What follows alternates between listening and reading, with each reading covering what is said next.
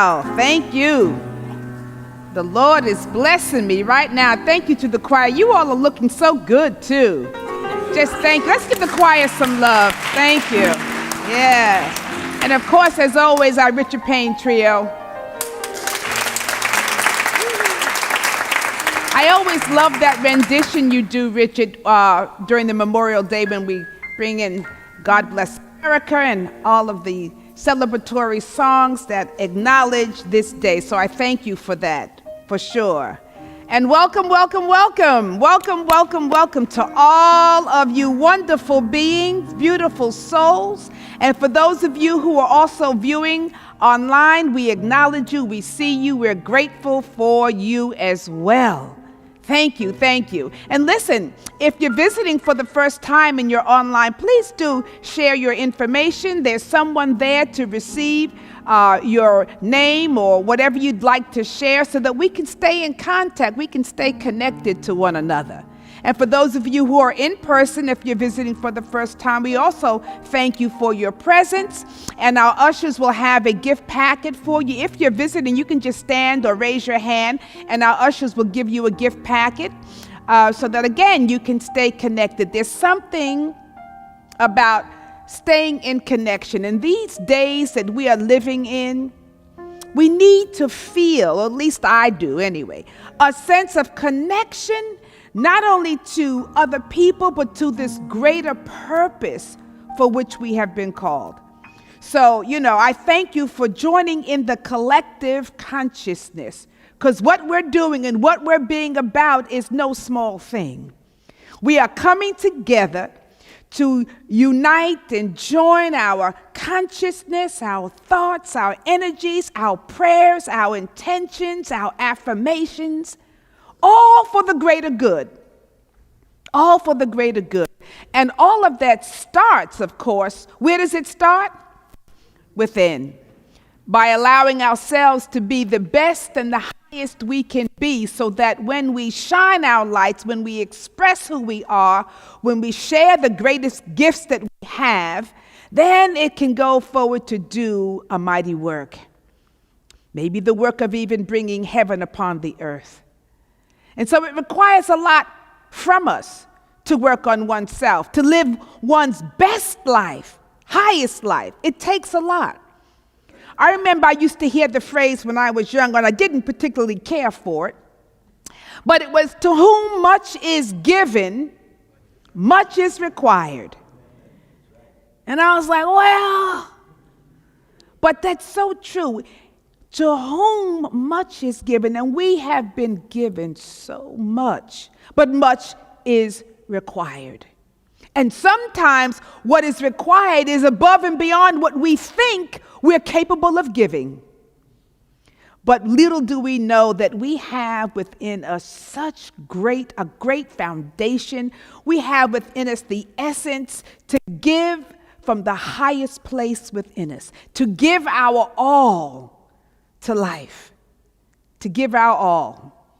Tomorrow we'll be celebrating Memorial Day, and that is a time to remember and to acknowledge, all of those who have given their lives in service to this country. We often say that they made the ultimate what? The ultimate sacrifice, right? John 15, verse 13 says it this way: there is no greater love than to lay down one's life for one's friends. And that is such a powerful statement, because there is nothing greater that you could ever give than your very own life, right? That's the greatest thing that we can give to anything. It's our greatest possession. It's our greatest expression. And it is our greatest gift from God. We are gifted from God with this thing called life. I'm reminded of the quote that we all probably are familiar with that says that life is God's gift to us. But what we do with our lives is what? Our gift to God. So this life that we are living is our greatest gift. So, today we want to honor those who gave their gift, who took their gift of life and gave it so that others may actually enjoy their own gift of life. And when I was thinking about that, I said, that's probably the ultimate regifting experience there is, right? They took the gift that was so precious, so valuable, and they freely gave it. And maybe even if it wasn't freely, but they gave it so that others could experience a higher level of life. So this whole thing of whether we are giving our life in terms of a sacrifice, or are we simply giving our lives, the best to our lives, so that, a rising boat, all ships rise, right? With rising water. So we want to rise. I know I didn't say that right, but you get the point. We're all blessed and benefited when we all succeed, when we all rise, we all are blessed in that process. So this giving of oneself, to whom much is given, much is required. And it reminds me of another soul that's quite familiar to all of us, who made this great sacrifice, sacrificing his life so that all may see the power and the benefits that comes with giving your all to something, giving your all so that others may know that there's no limitations that cannot be overcome on some level. And of course, this soul that I'm speaking of who made this great demonstration was Jesus, what? The Christ. Jesus the Christ, who gave so much so that we could all see the benefit and the power of giving beyond any prescribed limitations or notions of who we are, that we're not enough and don't have enough and can't rise to the occasion, when that is not the truth. The truth is, there's always more that we can do with this gift, this thing called life, because God did not give it to us so that we could hide it under a bushel, so that we could not claim it.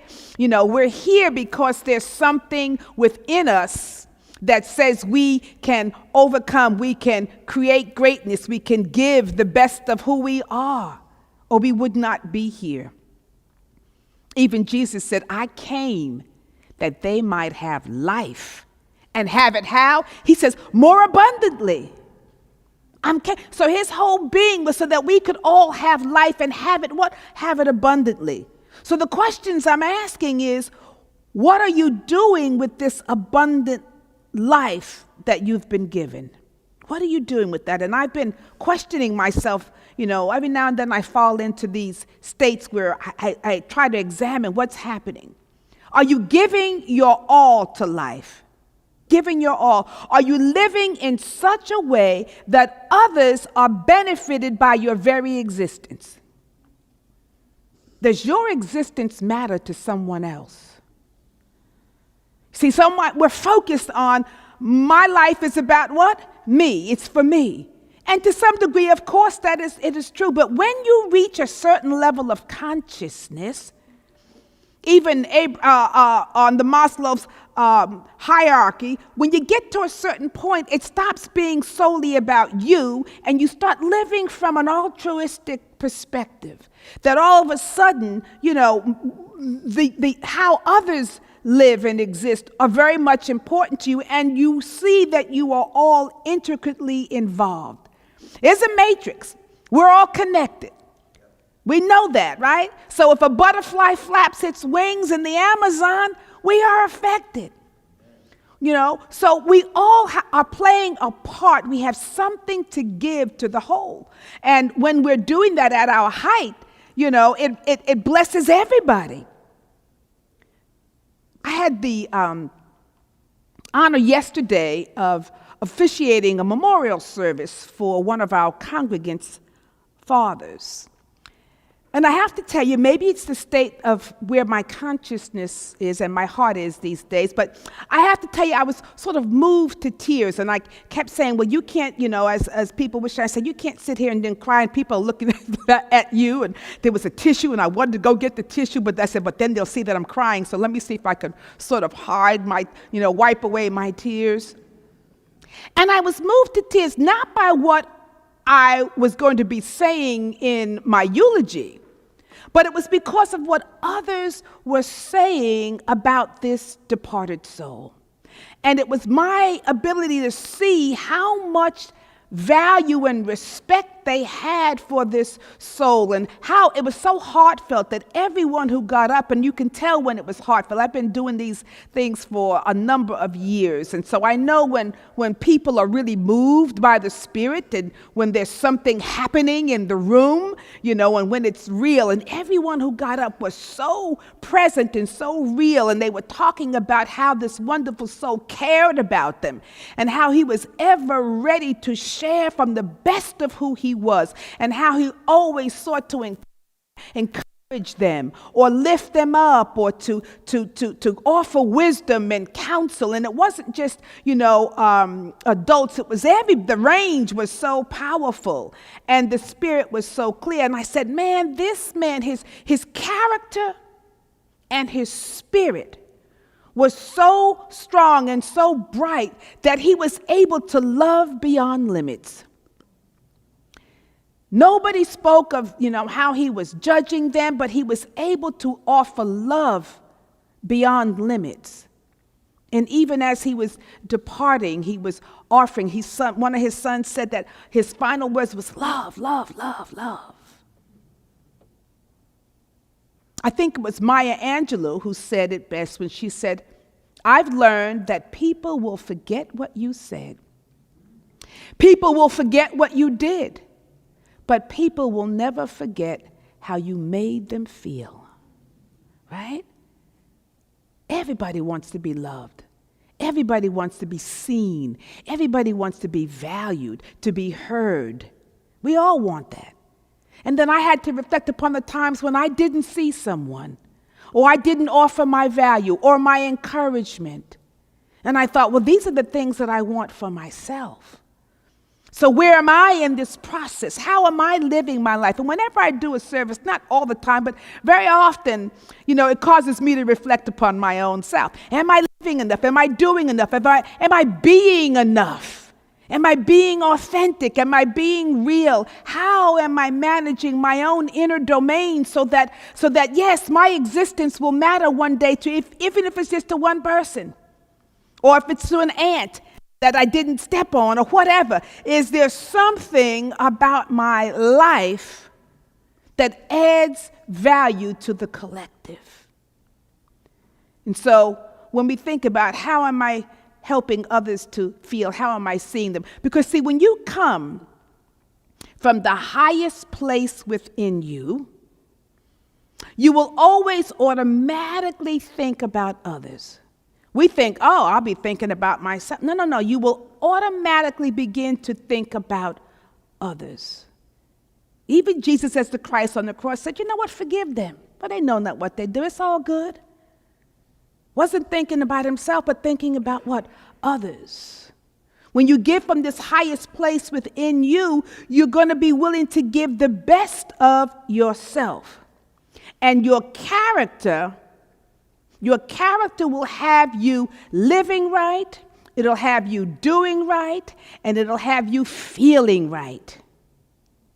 Living right, doing right, and feeling right. Now, when I am not feeling right, that is always my clue that something is off in my consciousness. When I'm not feeling right, and I'm clear that I'm not projecting that it's you who's not making me feel right, but when something out here or whatever is not going right or feeling right, then I try to use that as a clue that something might be off within my consciousness. Either I'm not seeing things rightly, or I'm not thinking rightly, which then causes my vibrations to come out on a lower level. And when my vibrations are low, then all of a sudden, if I'm acting from the low vibrations that I'm feeling, guess what? I can guarantee that whatever it is that I'm acting upon, the results will not be good. And so, as light bearers and as metaphysicians, and especially during the call for this season and this time upon the planet, we have to we want to know that what we're doing is really going to be be impactful upon the overall. So that means we've got to take the time to really clean up, clear up, work on our inner domain. We've got to sort of give ourselves what I call a consciousness checkup. And every now and then, like I said, when I'm doing a funeral or a service, I get an opportunity to have a consciousness checkup. Or when I'm talking with somebody, meeting somebody in the hospital, and it looks like their lives are maybe coming to an end, I do a conscious. It all smacks in my face, and it causes me to say, "What are you doing with your life? How are you living?" And so, this work gives me that opportunity. So, doing a consciousness checkup. Now, we talk a lot in New Thought about consciousness, do we not? Yes. We understand that, and this is very important. But what Spirit was giving me these last few days is to talk a little bit about our character. Because while it's necessary to work on one's consciousness, and that's very important, it's also imperative to work on your character. Because your character underpins your consciousness. Your character, and that's not something we really examine all the time. We're used to maybe examining our thoughts. But what about our character, right? You see, your character kind of denotes your heart and soul. It gives you a sense of you being able to check your sense of morality, of what's right, what's wrong, your level of integrity, your level of honesty. So the questions we might ask ourselves is, what am I doing? Not only what am I doing with my life, but I love this definition that someone said about character, is that it's what you do when no one is watching. Right? When you think you can get away with this and nobody's going to know it, you take a little action here and a little something there. That's character. So do you have a tendency to do what's right?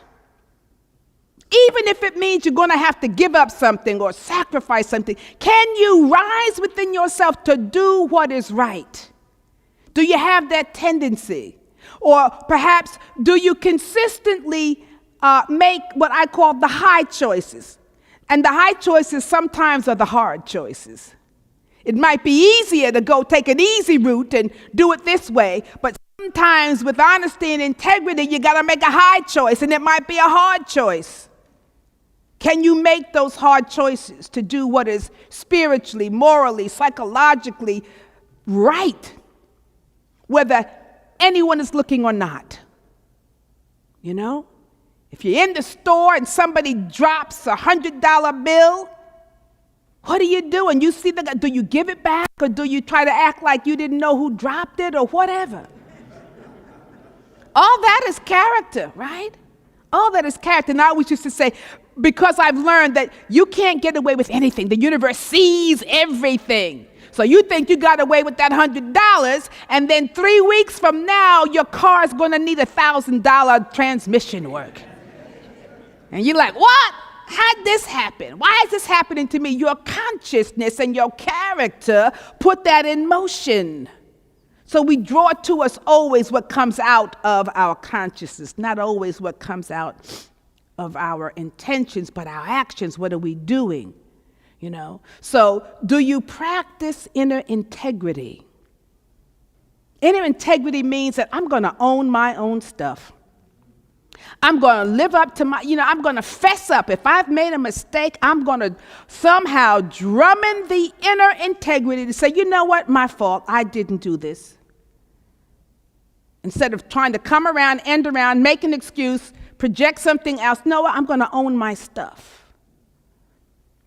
I have a meeting with some ministers, and we're going to be presenting at the Parliament of World Religions in August, and it's a panel, and we each have to take a particular segment and subject, and it's been, we've been planning this for a while. So when it came to my turn, I was like, well, you know what, I haven't really given any thought to what my stuff was, and people were sharing their stuff, and I had to say, you know what, I have to confess, I have not done it. I've not done my part. I've not given, but I'm making a commitment that for the next meeting, because it's getting close, I will have mine. But I had to own it. And I thought I could say, I'm really busy, which is all true. But I needed to know that I did not make that a priority at this point in my life. And I owned it. And then I gave my commitment. So sometimes you own it, but then you want to rectify it. So I made my commitment.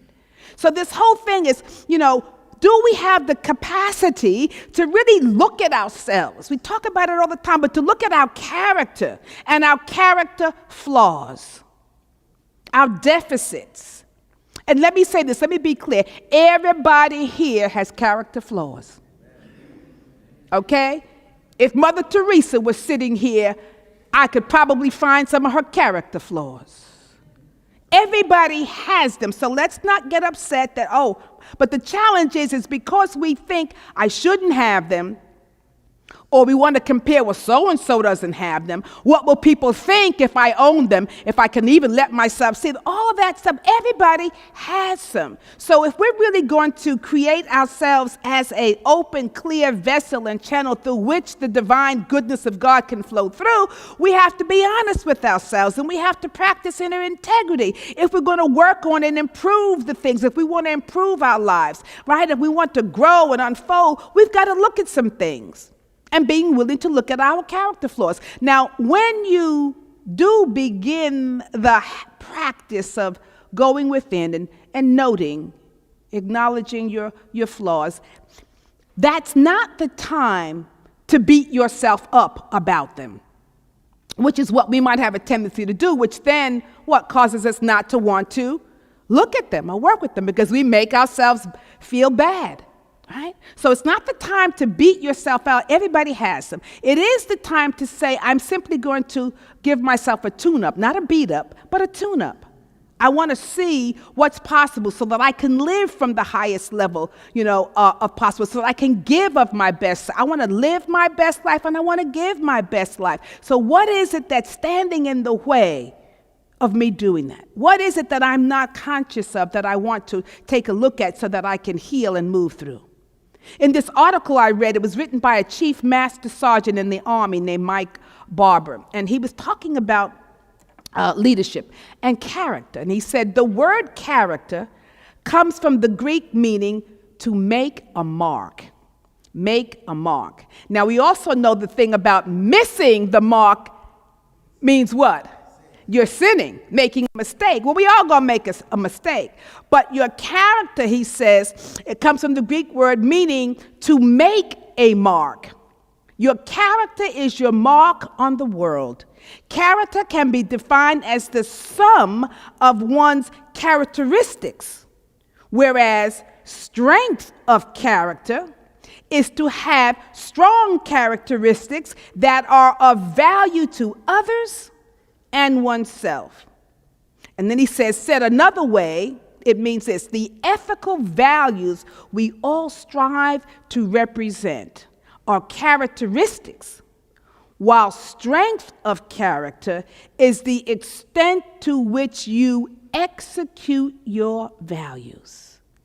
So I want us to think about that. He says the ethical values that we all strive, love and peace. I want to be a loving person, and I want to be a peaceful person, and a giving person, and a kind person. These are ethical values that we all would strive. Would you not strive to be this kind of a soul?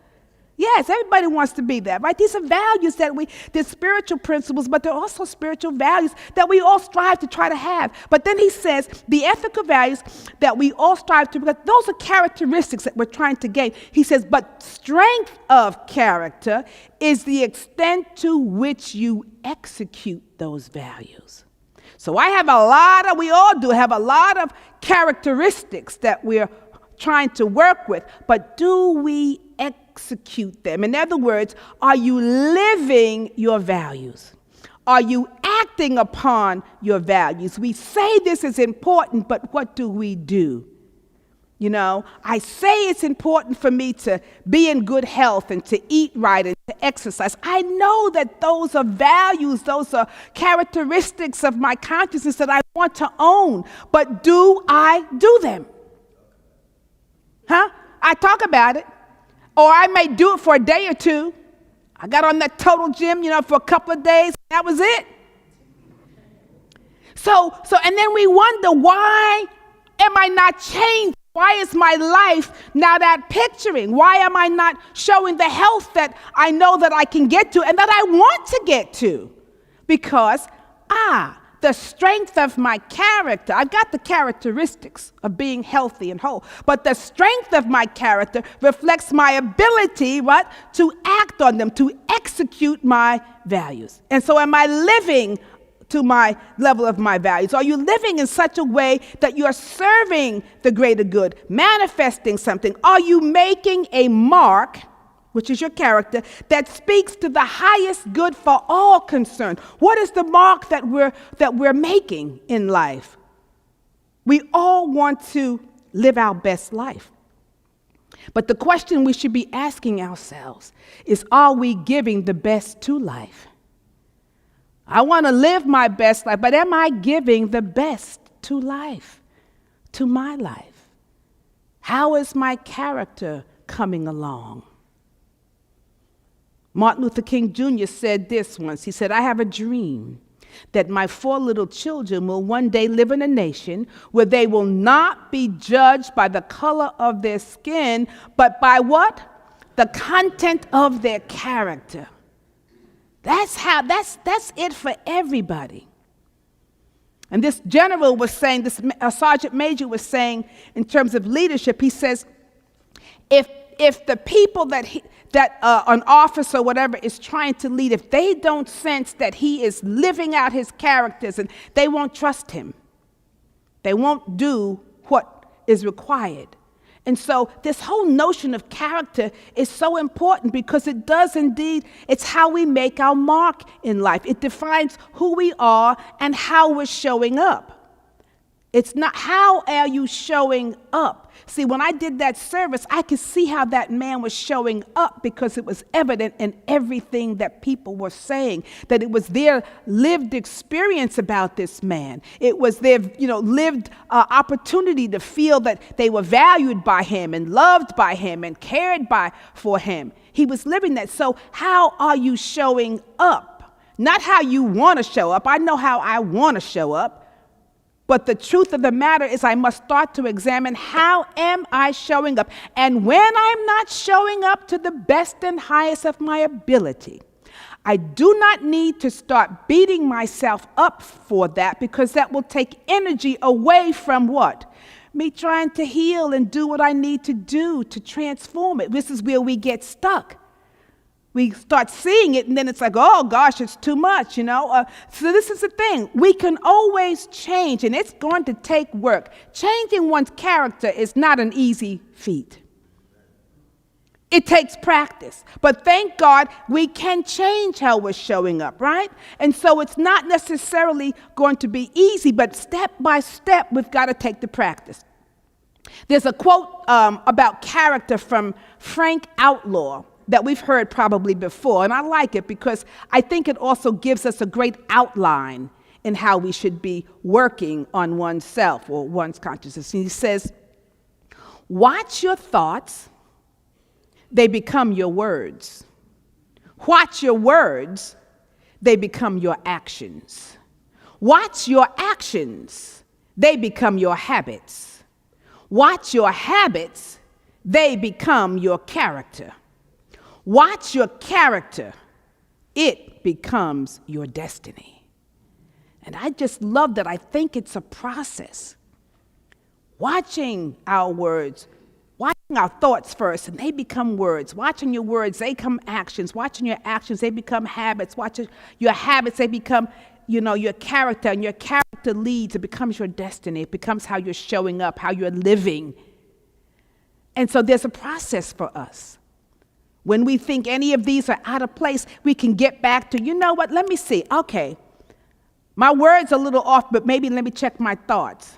Oh, I've got my thoughts and I've got my words, but are my words becoming my actions? That's where I'm falling down. Oh, maybe I have my actions. I did get on the total gym 3 times this week, but like I've been off it for a month following that. Okay, so my actions need to be improved. Let me see if I can make my actions into a habit. Okay, I've got a habit. Now my habit's really turning into my character. I've been doing it enough, every day. It's now a committed action of mine. It's a habit that I get up in the mornings and I exercise. That's a part of my character now. And now what's going to happen is my destiny is going to be, my body is going to be what? Whole and healthy and well, because I've put in that work.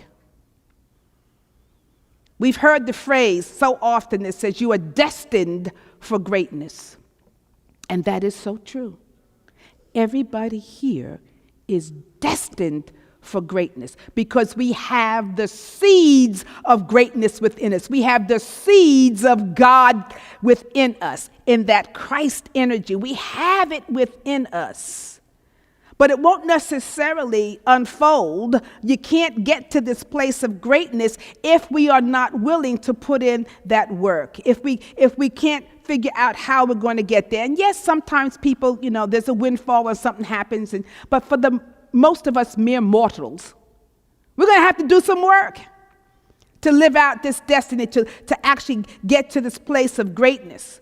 And we are indeed the masters of our own lives. We are indeed the master of our consciousness. And even if we're a master, there are going to be some things that we cannot control that happen in the outer. That's fine, because that doesn't matter. It all comes down to how are you handling what happens in your inner domain.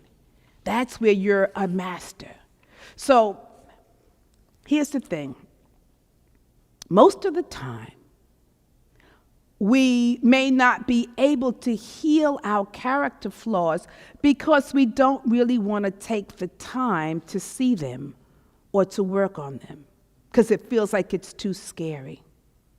But if we really want to, live our best life, if we want to rise to this great potential that lies within us, then we've got to be willing to do some deep healing work. We've got to be willing to see if you want to rise up, you got to see what's holding you down, right? Because I keep making an effort to rise up, but not looking at anything. I've got weights around my feet that are holding me down. This is what's happening. So don't be afraid to heal what's there. I have a phrase that says, reveal it and heal it. Reveal it and heal it. Let me hear you say, reveal it and heal it. You got to reveal it and heal it. And it's okay, because nobody's inside your head doing your inner work. You're the only one there. So you don't have to be afraid of really going in and looking. I was naming some things this morning. And then I had to watch the process because I know what the process is. So here's a practice for us that you can do for yourself. And it may feel like it's challenging at first to do it.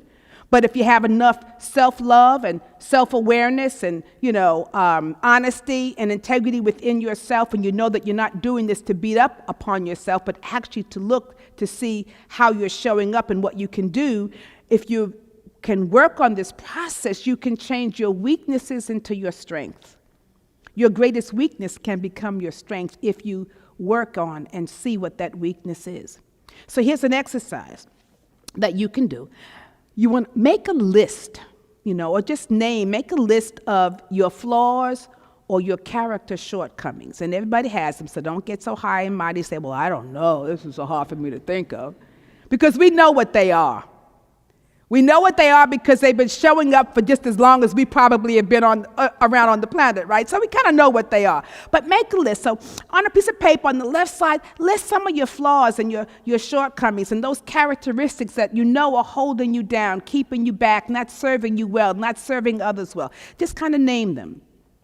And then for each one on the list there, I want on the right side of the list, I want you to just also write down or name some positive quality or some strength of character that you have. It doesn't have to match the one that you have written down that's a flaw, but I want you to get in the habit of also, when you start naming these, that you recognize that you also have these positive qualities. Because what we'll get to see is that, the opposite of our flaws, we're also still doing the positive as well.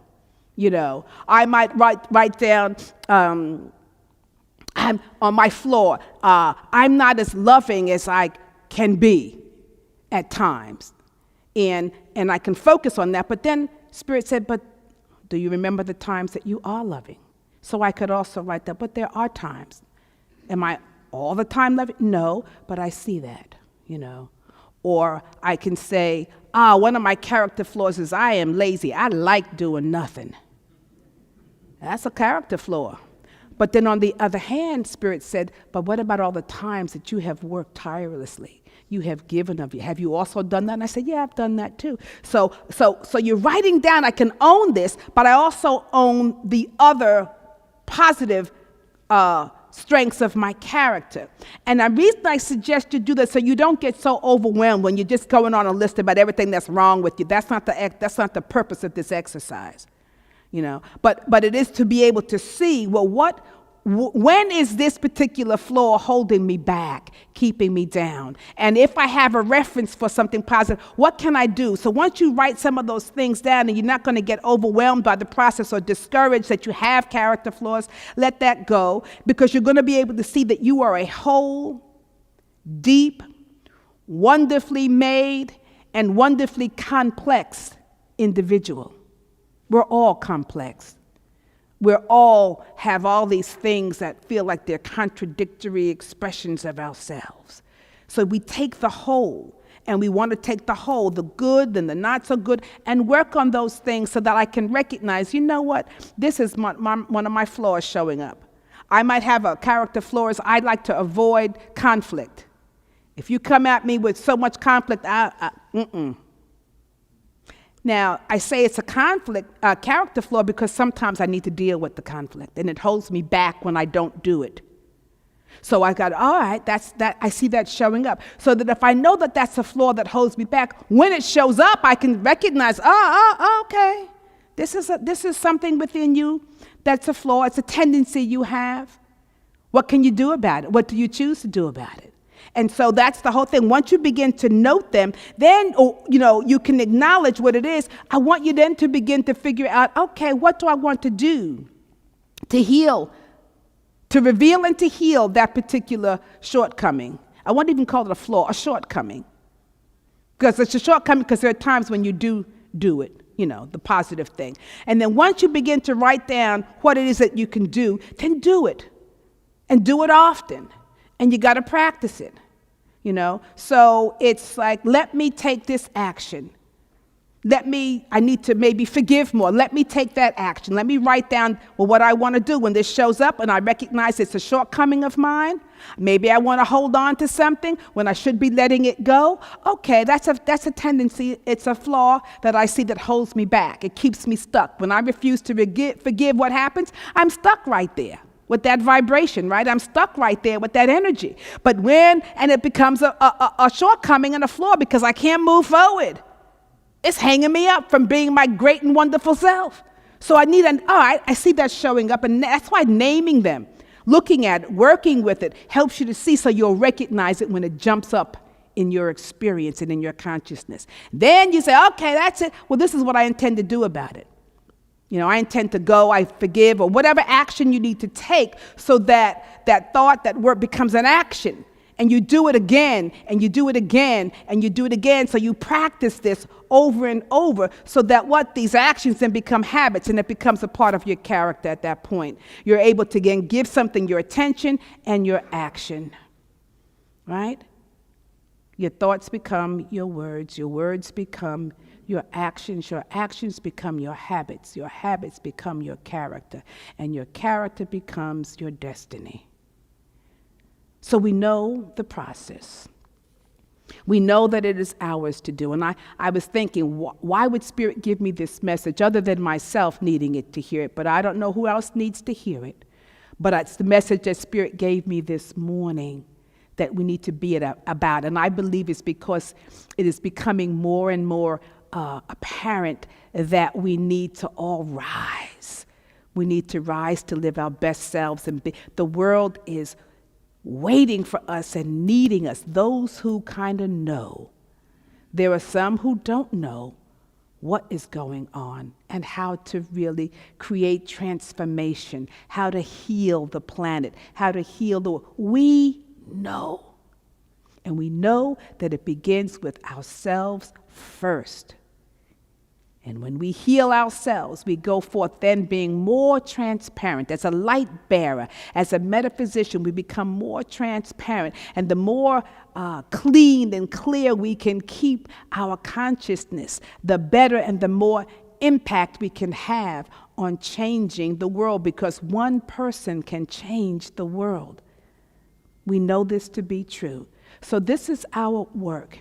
Let us become so clear that the light that is contained within us goes blazing forth, shining forth. There's nothing to block or hinder the spiritual work, the essence of who we are, that will keep us from living our best lives. And the moment we begin to live our best lives and we give the best of who we are to the world begins to shift and to change. So it's our work. I just said, you know what? Let's grow and glow. Let's grow and glow. This is our time. This is our moment. Blessings and namaste. Blessings. Well, blessings. Namaste. Blessings and namaste. Wonderful. We have our choir. Wonderful. Let's give them some love. Let them feel that vibration.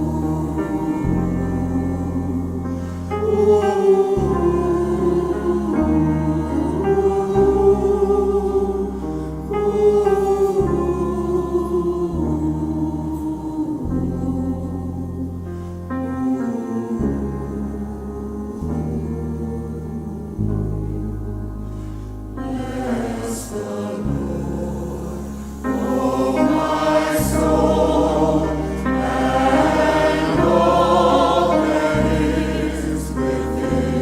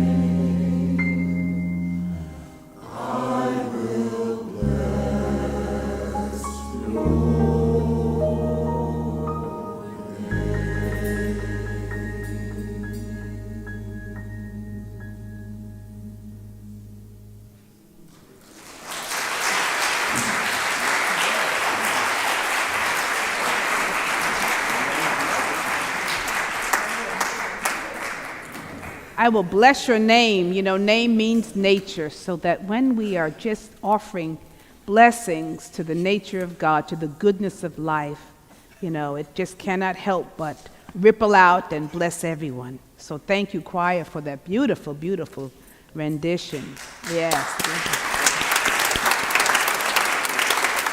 And so, beloved ones, I just want to say what a marvelous day this is, because this is the day that the Lord has made, and we should rejoice and be glad in it.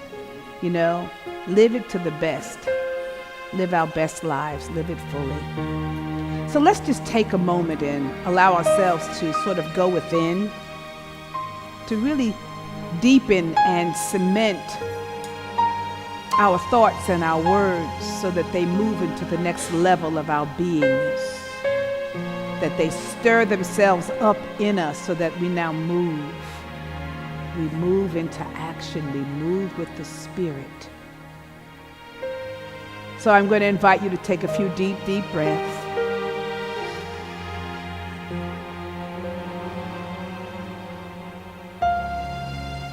And let yourself be present.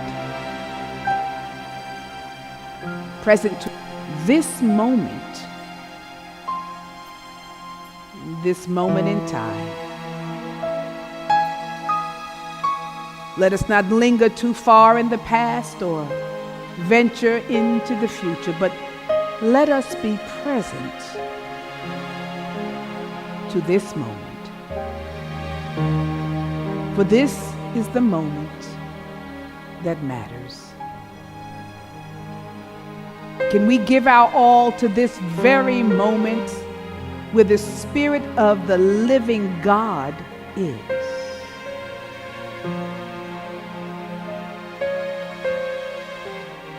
So that all that we do will be marked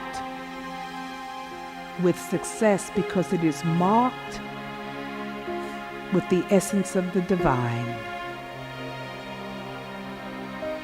And when we allow God to lead the way, to guide and direct our hearts, our minds, our thoughts, our words, our actions, that God lifts us to the highest that we have been created to be. Expressions of the Most High.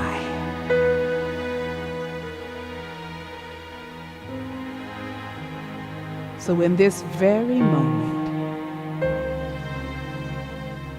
offer deep gratitude and thanksgiving for the presence that indwells us, for the energy that is us.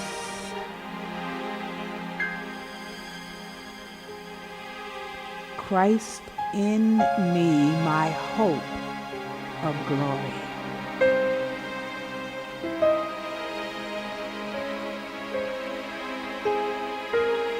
I give myself to the divine.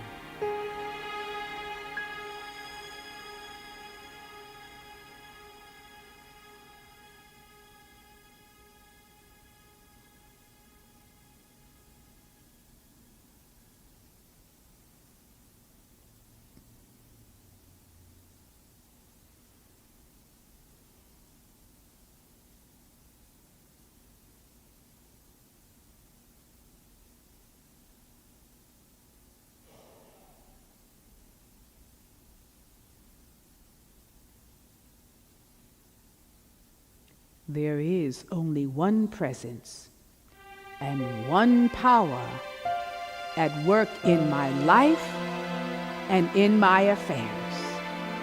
God the good, omnipotent. I now fully and freely allow the Spirit of the living God to move through me,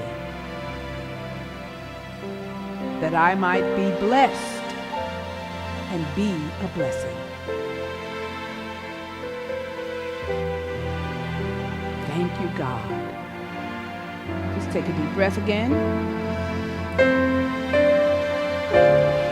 Thank you, God.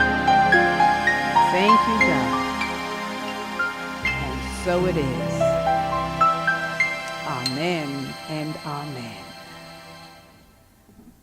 So, beloved ones, I thank you for being with us this morning, for, even if you didn't know it, for agreeing to be the light of the world, for being the beautiful souls that you are, the expression of the Most High. I'm grateful for each of you, for being my teachers, my encouragers, my supporters, my example,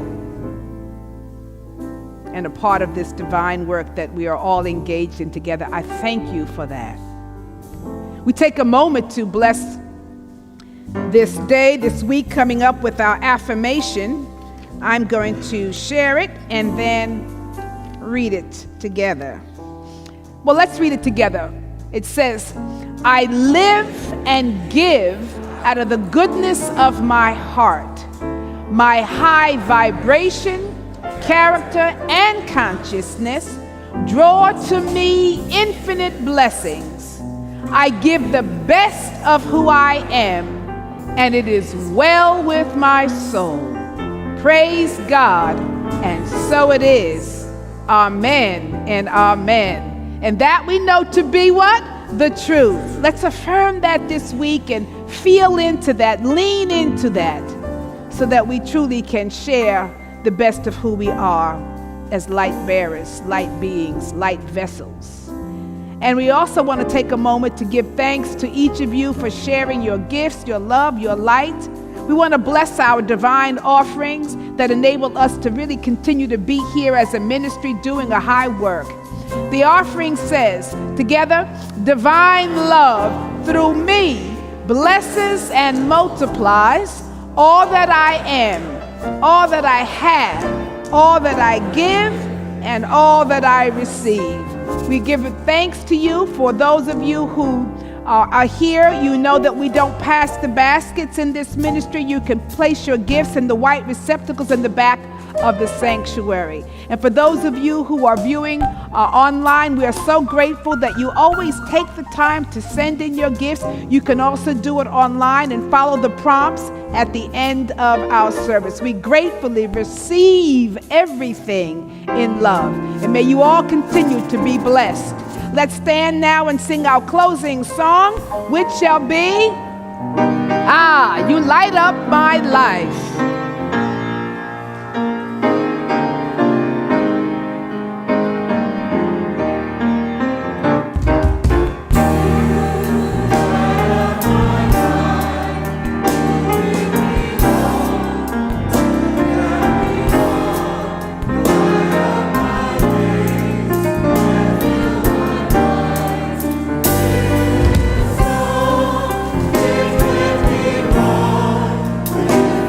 So